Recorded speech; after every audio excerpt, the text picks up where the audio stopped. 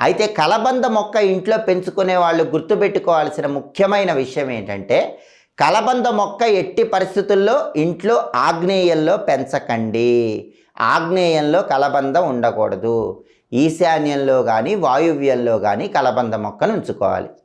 అలాగే కలబంద గుజ్జు తీసి శుక్రవారం పూట శ్రీ మహాలక్ష్మీదేవికి ఆ గుజ్జు నివేదన చేసి ఆ తర్వాత ఆ గుజ్జుని నీళ్లలో కలుపుకొని మీరు స్నానం చేస్తే భయంకరమైనటువంటి దరిద్రాలన్నీ పోతాయి. అష్టదరిద్రాలు పోయి అష్టైశ్వర్యాలు కలగాలంటే శుక్రవారం ఒక అద్భుతమైన పరిహారం పాటించాలి. అదే కలబంద గుజ్జు పరిహారం.